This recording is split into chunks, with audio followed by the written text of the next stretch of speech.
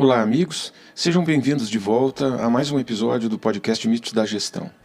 Desta vez, motivados pelo filme que o Ridley Scott produziu sobre Napoleão Bonaparte, nós vamos comentar aqui não o filme, mas o personagem.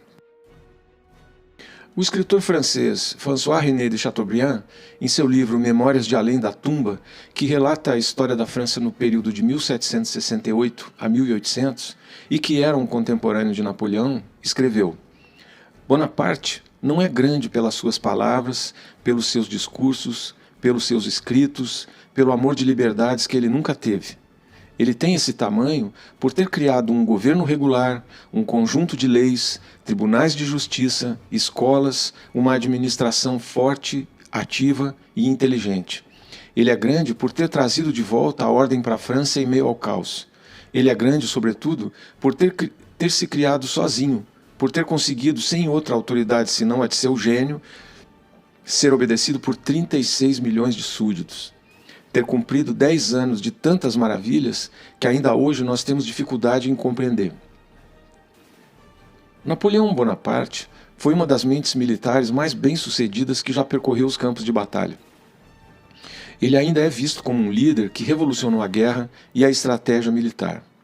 Napoleão é um dos generais mais famosos da história da França, bastante conhecido pelo seu magnetismo e também por seu sucesso como líder.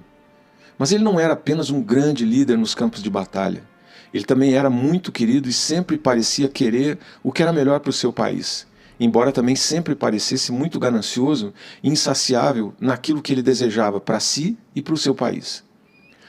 Quanto maior o homem, mais ele depende dos acontecimentos e das circunstâncias, dizia o Napoleão, que acabou se transformando, sem nenhuma dúvida, em uma das figuras mais famosas da história.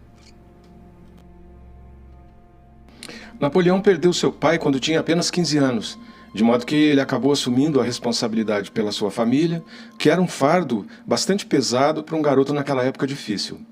O fato de ter assumido essas responsabilidades ainda quando era garoto forçou Napoleão a assumir um papel de liderança que demonstrou estar disposto e capaz de desempenhar ao longo de toda a sua carreira militar. Na escola, ele se destacou por ser o primeiro da turma em matemática e ciências, e depois, já em 1784, ingressou na escola militar, sendo que um ano depois foi transferido para a artilharia, onde começou como segundo-tenente.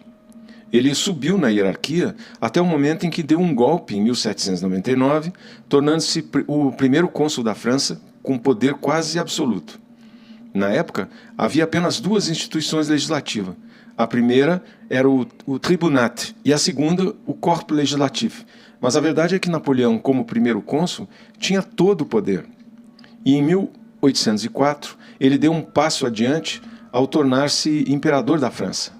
Ele liderou os seus exércitos, vitória após vitória, e em 1807 a França conquistou um território que se estendia de Portugal até a Itália e ao norte até o rio Elba. Mas olha, apesar de tudo o que a história já registrou, nós ainda nos questionamos a respeito do tipo de pessoa que Napoleão realmente era.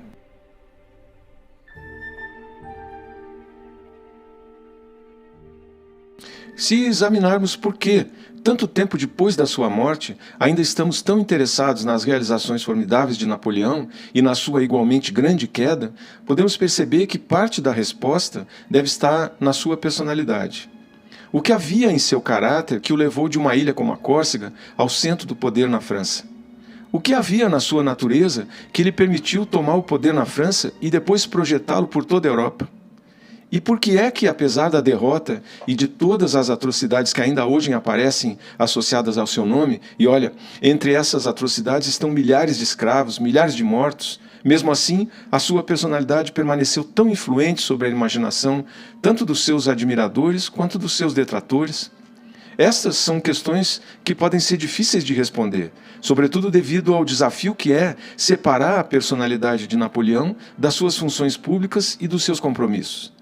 Padrões comportamentais podem ser observados, mas os pensamentos, sentimentos e motivações, que também constituem uma personalidade, são elementos essencialmente internos e às vezes não estão claros nem mesmo para o próprio indivíduo. O próprio Napoleão admitiu que às vezes teria achado difícil articular suas verdadeiras intenções. Para os historiadores, é a correspondência de Napoleão que permite chegar mais perto daquele Napoleão real, expondo as suas ideias, gostos e desgostos e também enganos. As memórias também podem oferecer insights, embora possam não ser tão confiáveis e devam ser lidas com um certo cuidado. Isso é complicado, talvez pela tentativa do próprio Napoleão de reescrever a sua carreira através das memórias que ditou durante o seu exílio na ilha de Santa Helena. No entanto, todo esse material entrega pelo menos uma ideia da personalidade de Napoleão e da forma como ela foi mudando ou permaneceu a mesma ao longo dos seus 51 anos. Mas olha, o que aparece claramente na história de Napoleão é um personagem quase sempre contraditório. Para muitos historiadores, a personalidade do Napoleão é do tipo que escapa aos limites do homem comum. Hoje, é possível dizer que Napoleão foi uma espécie de agente ou advogado da classe média da sociedade moderna. Essa multidão que enche os supermercados, as lojas, os shoppings, as fábricas, os navios do mundo moderno, com o objetivo de serem ricos e famosos. Ele era o agitador, o destruidor das prescrições e das receitas prontas, o melhorador interno, o liberal, o radical, o inventor dos meios, o abridor de portas e mercados, o sujeito que subverteu o monopólio e o abuso.